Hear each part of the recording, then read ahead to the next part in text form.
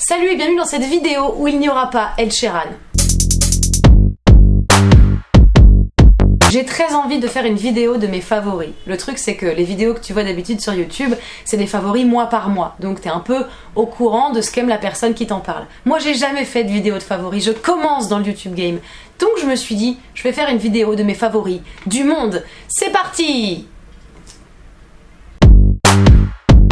Alors déjà je vais commencer par mon favori de tous les temps, c'est-à-dire que rien sur terre ne bat ce favori-là. Vous pouvez pas vous le procurer mais j'ai quand même envie de pouvoir vous le montrer. Il s'agit de Boulette, c'est un chat sans race, hein, on appelle ça un bâtard. Enfin pour les chiens on appelle ça un bâtard, pour les chats on dit un européen. J'aime son caractère, elle a vraiment un petit caractère bien à elle, bien trempé, bien... où elle est pas contente. J'aime bien qu'elle soit toute ronde. Comme une sorte de petite poire, j'aime bien sa petite forme. C'est un peu comme mon enfant en fait, sachant que les vrais enfants m'indiffèrent ou m'exaspèrent. Je trouve que c'est vraiment un super compromis. C'est pris en compte mais c'est pas sûr que je le respecte. Je sais pas si ça t'est déjà arrivé d'avoir soif, mais moi ça m'arrive souvent et du coup j'ai le truc que j'ai découvert et que j'aime le plus potentiellement, c'est l'eau. Donc de l'eau minérale naturelle, gazeuse ou pas gazeuse. J'aime bien l'eau gazeuse mais c'est vrai que celle du robinet ne l'étant pas, je me suis aussi accommodée de ça. De tous les produits que je consomme, tout confondu, c'est mon préféré parce qu'il est pas hyper cher et que en fait si tu bois pas tu meurs. Donc ça fait aussi partie des raisons pour lesquelles j'adore ce produit. Alors ça c'est un truc dont j'arrive plus du tout, mais du tout à me passer. Il s'agit des culottes. C'est simple, c'est un bout de tissu en général, alors plus ou moins grand. Il existe des culottes qui sont par exemple très écourtées ici, un peu plus allongées ici, enfin... Il y a des tonnes de formes, il y en a mais pour tous les goûts et toutes les couleurs. Et en fait le principe c'est de protéger ton intimité quand tu mets un jeans, une jupe, un collant ou quoi que ce soit. Pour deux raisons c'est cool, déjà ça évite les frottements et de deux il nous arrive d'avoir un petit liquide qui coule voilà, du vagin. C'est un système auto-nettoyant et donc ça fait des résidus.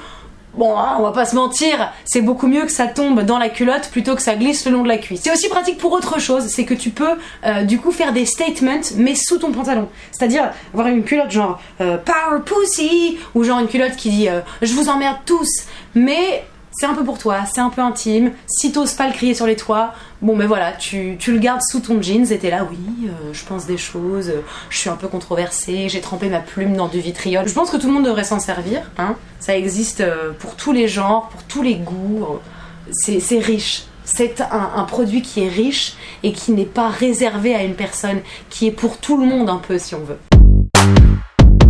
Dans les activités dont je peux plus me passer, qui sont vraiment, je pense, dans mes favoris de tout le temps, c'est respirer. Alors respirer c'est un truc où on a l'impression que c'est facile, en tout cas toi t'as l'impression que tu le fais et que c'est cool, sauf qu'en fait en général tu le fais sans trop y penser. Moi j'aime bien respirer en me disant putain c'est cool je respire. Voilà, donc il s'agit d'inspirer.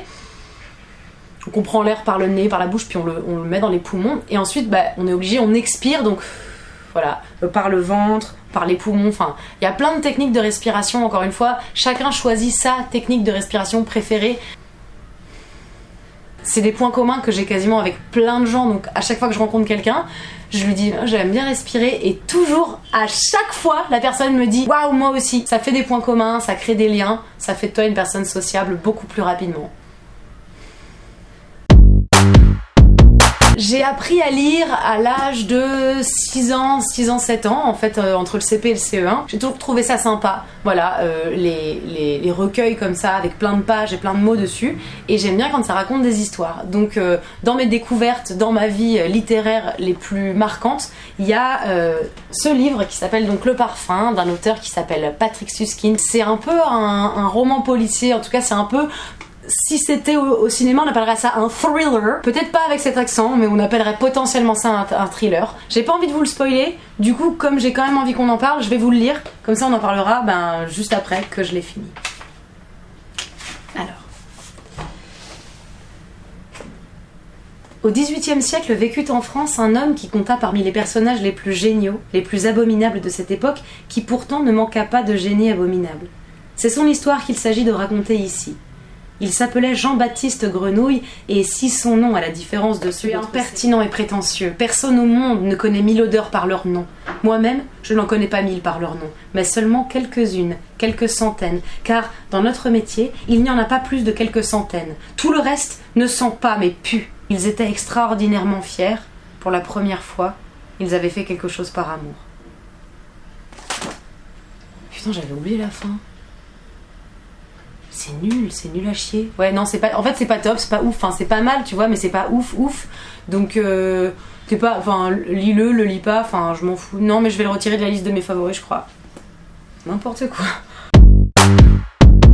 On reste dans la déco et dans les objets avec mon prochain favori du monde. Il s'agit des lampes.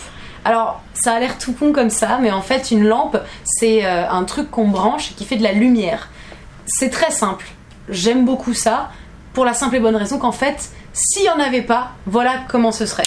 Voilà. Donc nul à chier. Tu dois te dire que ce que j'aime c'est assez quelconque, mais en fait j'essaye juste de faire en sorte que tu portes ton attention sur les petits détails que tu oublies de remercier tous les jours. C'est-à-dire que toi t'es là, tu crois qu'il y a de la lumière et que c'est normal parce que tu l'as mérité, parce que tu payes EDF, alors qu'en fait, n'oublie jamais de remercier tes lampes.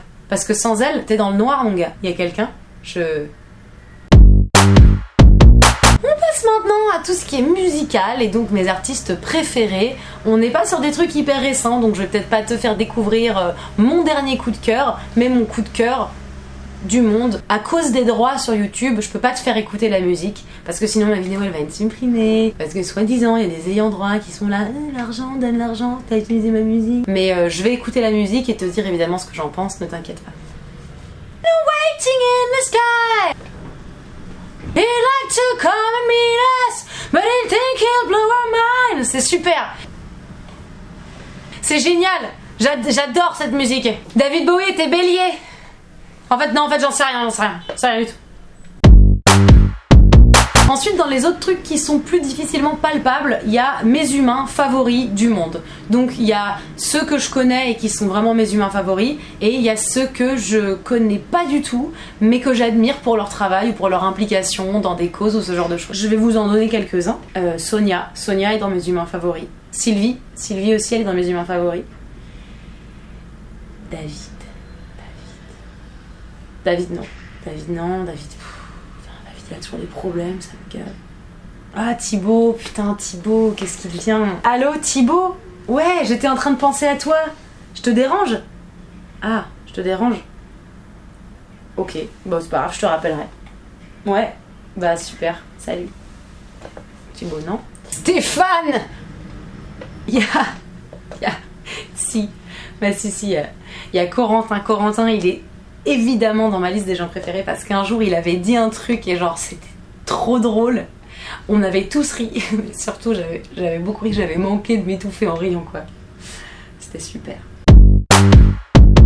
Cinématographiquement parlant, il y a un seul film que j'aime sur Terre, tous les autres sont des films de merde, potentiellement bif bof pour d'autres, ça dépend, mais mon échelle, c'est Dirty Dancing. J'ai une analyse vraiment très particulière de ce film que je trouve être l'un des films les plus féministes qui m'ait été donné de voir, où les rôles sont inversés, c'est-à-dire le prince charmant qui vient sauver la pauvre brebis égarée. En fait là c'est l'inverse. C'est elle qui a le rôle de meuf ambitieuse, qui a de l'argent, qui sait où elle va, et elle rencontre un brave petit professeur de danse. Donc l'histoire de la danse et l'histoire d'amour, soit c'est mignon, intéressant, cool, mais ce qui compte surtout c'est le fond de cette histoire qui en fait est une critique sociale et qui parle également de lutte des classes. Donc ce film, en haut de mon étagère des films que j'aime sur Terre, même s'il est effectivement rangé dans un tiroir, c'est une métaphore, calme-toi. Mais ma série préférée, c'est Hercule Poirot. Alors là, c'est un coffret des saisons 1 à 12. Il y a une saison 13. Je l'ai pas encore, mais ça ne saurait tarder. Hercule Poirot, déjà il faut savoir que je suis fan d'Agatha Christie, de ses romans, parce que c'est quand même des romans. Et la série qui s'appelle en version originale Agatha Christie's Poirot est la meilleure série du monde. Je te vois juger, je te vois faire elle est Hercule Poirot, et pourquoi pas Inspecteur Derrick? Parce qu'en fait ça n'a rien à voir. Et si tu décidais d'ouvrir un peu ton esprit, plutôt que de te dire comme ça passe sur TMC l'après-midi, c'est forcément pour les vieux et les connards, tu verrais que c'est une série qui est exceptionnelle. Déjà parce que scénaristiquement parlant, c'est quand même une romancière policière qui a écrit toutes les histoires. Donc t'es là avec tes experts, genre ah, on enlève mes lunettes, c'est un cadavre, il est mort, ok. Là on parle de quelqu'un, d'une meuf qui écrit mais parfaitement bien. C'est pas un truc dans une prison avec des meufs cool, ok, c'est pas un truc où ils ont des pistolets laser ou des sabres de mon cul, mais en fait, il se trouve que c'est intelligent, que c'est bien écrit, que c'est policier, que ça vaut tous les films que j'ai pu voir et les séries que j'ai pu voir, soi-disant policières, et ça se vante en plus. Ah oui, c'est Dexter, regardez, c'est un mec chelou et torturé, d'accord. Non mais il y avait Hercule Poirot aussi avant, donc ça se calme tout de suite. Et si tu crois que cette série elle est pas bien, t'as tort. Putain, 44 DVD quoi, ça m'a coûté 125 balles cette merde. Voilà, j'espère que cette vidéo t'aura appris à un peu mieux me connaître, sachant qu'on va potentiellement entretenir une relation platonique, toi et moi, puisque je ne te connais pas. J'ai pas parlé des tongs, que je trouve super quand il s'agit de mettre un peu des chaussures aérées. Les valises c'est tellement bien pour partir en vacances, tu peux mettre des choses dedans et les emporter. Enfin bref, j'ai dû raccourcir parce que sinon la vidéo elle aurait duré 2h30. Toi n'hésite pas à me dire dans les commentaires qu'est-ce que... Putain, la lampe, elle a lâché la lampe là? C'est ça? Putain, mais c'est pas fiable, en fait c'est pas fiable Samir, tu sais quoi, je retire les lampes de ma liste. Terminé là les trucs, mais pas fiable, mais ça me dégoûte.